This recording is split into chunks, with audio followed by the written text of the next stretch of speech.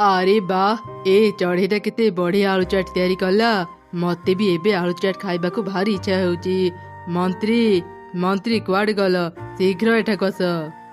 आज्ञा महाराज मते डाकिले। हाँ जाओ एबे ही चढ़े को डाकी आण। चढ़े खूब भल खाइबा रांधि पारे। मु आज ताको मो मन पसंद रो खाइबा रांधिबा को कहिबी। ठीक अछि महाराज मु एबे चढ़े को डाकी आणुची।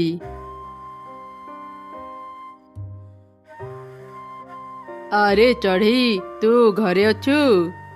आरे मंत्री महाशय आज हठात आपण मो घर को आसिले जे किछि काम थिला कि मो पाखरी?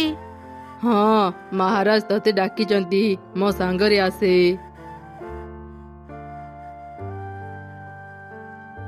महाराज कुहंतु मते काहेकि डाकिले? अरे चढ़ी तू बहुत भल भल खाइबा रोषेई करुचु। मोर आलू चाट खाइबा को भारी इच्छा होउची। तू मो पई आलू चाट तैयारी करी आनी दे। ठीक अछि महाराज मु खूब शीघ्र आपनक पई आलू चाट तैयारी करी आनी देबी।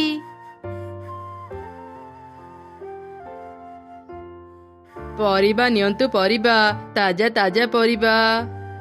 काऊ भाई एपटे आसंतु मु किछि परिबा किनिबी।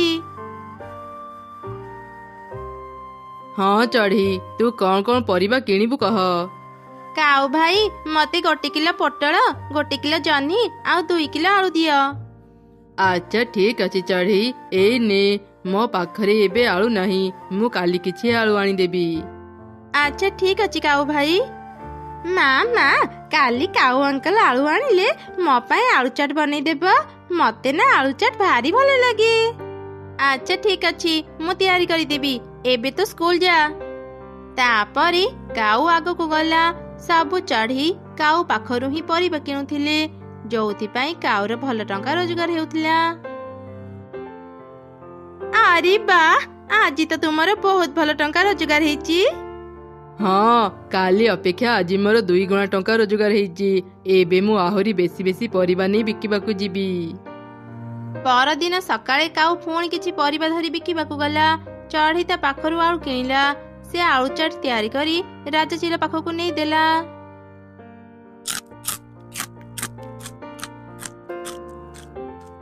वाह चढ़ी तो हातरे तो जादू अछि।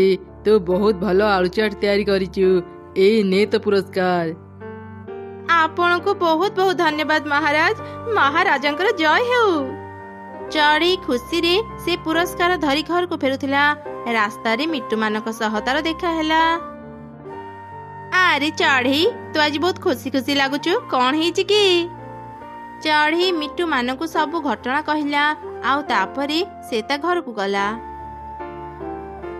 अरे सो तू भी तो आलू रे बढ़िया बढ़िया खाइबा तैयारी करि पारो। तू भी चढ़ी परी वीडियो कर। आम वीडियो वायरल हेले आमे भी राजा को पई खाइबा तैयारी करी तांकोटो पुरस्कार नेबा। हाँ तुमे ठीक कहिला। मु आज ही आलू रे नुआ नुआ खाइबा तैयारी करी वीडियो छाड़ीबी। परिबा नियंतु परिबा ताजा ताजा परिबा। काऊ भाई तुमे आलू रखिच? हाँ मो पाखरे आलू अछि। तुमे केते नेबो? मते 2 किलो आलू दियो। अच्छा ठीक अछि ए निया। मिट्टू आलू नहीं घर को गला। काऊ ता परिबा नहीं आगो को गला। से दिन जे भी काऊ पाखरु परिबा किणुथिला से केवल आलू ही किणुथिला। अन्य परिबा तार बिक्री हेला नाही। अरे काऊ भाई आसीगल दियो दियो मते शीघ्र 2 केजी आलू दियो। मो पाखरे आउ आलू नहीं। कथा कौन मयूर भौणी समस्ते आज अन्य परिबा न किणी मो पाखरु केवल आलू ही किणुचंती। तुमे कौन जानी न कि काऊ भाई समस्ते एबे आलू रे बढ़िया बढ़िया खाइबा बनी तार वीडियो करी छाडुचंती। जहार भी वीडियो वायरल होउची से राजा चिलंक पई खाइबा तैयारी करी तांकोठु पुरस्कार पाउची। सेथि पई समस्ते एबे आलू किणुचंती। काऊ भाई काली जते बेला आसीबो टिके अधिक आलू आनिथिबो मु तुमठु ही आलू किनिबी। अच्छा ठीक अछि मु काली टिके अधिक आलू आनिबी। काऊ घर को गला। तापरे से आलू किनिया पई शहर को गला। अरे काऊ तू कौन आलू नेबाकू आसीचु की? कह केते किलो आलू नेबू? हाँ मु आलू नेबाकू ही आसीची। अच्छा एबे आलू रो दाम केते? एबे आलू रो किलो 200 टंका। कौन हैला एते टंका? କିଛି ଦିନ ତଳେ ହିଁ ମୁଁ ଆଳୁ ନେଇଥିଲି। ଆଳୁ କିଲୋ ତ ସେତେବେଳେ 50 ଟଙ୍କା ଥିଲା। ଏବେ ଆଳୁର ଡିମାଣ୍ଡ ବଢି ଯାଇଛି। ସମସ୍ତେ ଆଳୁରେ ନୂଆ ନୂଆ ଖାଇବା ତିଆରି କରି ଭିଡିଓ ଅପଲୋଡ କରୁଛନ୍ତି। ତୁ ଯଦି ଏହି ଦାମରେ ଆଳୁ ନେବୁ ତ ନେ। ଯେମିତି ଦୋକାନୀ ମାନେ ଆଳୁ ନେଉଛନ୍ତି, ଆଉ କିଛି ଦିନ ପରେ ହିଁ ଆଳୁର ଦାମ 2 ଗୁଣା ବଢିଯିବ। ଆଚ୍ଛା ତେବେ ଏଇ ନିଅ ଟଙ୍କା, ମତେ ତୁମର ସବୁ ଆଳୁ ଦେଇଦିଅ। ଏମିତି କାଉ ସବୁ ଆଳୁ କିଣି ଘରକୁ ଫେରିଲା। ଏତେ ଗୁଡେ ଆଳୁ ଦେଖି ତା ସ୍ତ୍ରୀ ତାକୁ କହିଲା, ଆରେ ତୁମେ ଏତେ ଗୁଡେ ଆଳୁ କାହିଁକି ଆଣିଲ? ଗୋଟେ ଦିନରେ କଣ ତୁମେ ଏତେ ଆଳୁ ବିକ୍ରି କରିପାରିବ? ଆରେ ଆଳୁର ଦାମ ଯେମିତି ବଢି ଚାଲିଛି, ଆମେ ଖୁବ ଶୀଘ୍ର ଧନୀ ହେଇଯିବା। ଆଖ ପାଖରେ ଥିବା ସବୁ ଦୋକାନରୁ ମୁଁ ଆଳୁ କିଣି ଆଣିବି, ଆଉ ତାପରେ ଅଧିକ ଦାମରେ ଚଢେଇ ମାନଙ୍କୁ ଆଳୁ ବିକ୍ରି କରିବି। ସେମିତି ହେଲେ ଆମେ ଖୁବ ଶୀଘ୍ର ଧନୀ ହେଇଯିବା। ଆରେ ବାଃ, ତୁମେ ତ ବଢିଆ ଉପାୟ ବାହାର କରିଛ। ହେଲେ ଏତେ ଆଳୁ କିଣିବା ପାଇଁ ତୁମେ ଟଙ୍କା କୋଉଠୁ ଆଣିବ? ଗତ ବର୍ଷ ମୁଁ ତତେ ଯୋଉ ଗହଣା କିଣି ଦେଇଥିଲି, ମତେ ସେସବୁ ଦେ। ମୁଁ ଗହଣା ବିକ୍ରି କରି ଆଳୁ କିଣିବି। କଣ ହେଲା? ତୁମେ ମୋ ଗହଣା ବିକ୍ରି କରି ଆଳୁ କିଣିବ? ନା ନା, ମୁଁ ତୁମକୁ ମୋ ଗହଣା ଦେଇପାରିବିନି। ଆରେ ଆମେ ଖୁବ ଶୀଘ୍ର ଧନୀ ହେବାକୁ ଯାଉଛେ। ଆଳୁ ବିକ୍ରି କରି ଆମେ ଯେତେବେଳେ ଧନୀ ହେଇଯିବା, ସେତେବେଳେ ମୁଁ ତତେ 2 ଗୁଣ ସୁନା ଗହଣା କିଣିଦେବି। ତୁମେ ସତ କହୁଛ? ଆଚ୍ଛା ହଉ, ମୁଁ ଏବେ ମୋ ଗହଣା ଆଣି ଦଉଛି।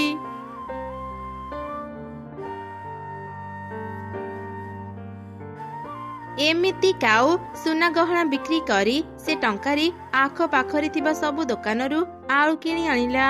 ତାପରେ ସେ ଗୋଟେ ଅନ୍ଧକାର ଘରେ ସେ ସବୁ ଆଳୁ ଲୁଚେଇକି ରଖିଲା।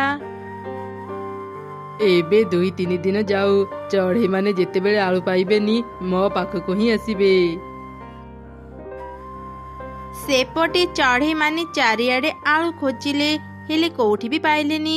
ଶେଷରେ ସେମାନେ କାଉ ପାଖକୁ ଆସିଲେ। କାଉ ଭାଇ, ଯେମିତି ବି ହେଉ ଆମ ପାଇଁ ଆଳୁର ବ୍ୟବସ୍ଥା କର। ଦାମ ପାଇଁ ତୁମେ ଚିନ୍ତା କରନି। ଏଇ ତ ସୁଯୋଗ ମିଳିଗଲା। ଏବେ ମୁଁ କାମ ଆରମ୍ଭ କରେ। ଆଳୁ ଆଖପାଖରେ ନାହିଁ। ଆଳୁ ଆଣିବା ପାଇଁ ମତେ ଅନେକ ଦୂର ରାସ୍ତା ଯିବାକୁ ପଡିବ। ସେଥିପାଇଁ ଆଳୁ 1 କେଜିକୁ 1000 ଟଙ୍କା ଲାଗିବ। ତମେ ମାନେ କଣ ସେତିକି ଟଙ୍କା ଦେଇପାରିବ?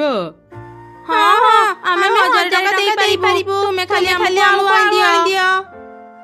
ଆଚ୍ଛା ତେବେ ଠିକ ଅଛି, ମୁଁ କାଲି ହିଁ ଆଳୁ ଆଣିଦେବି।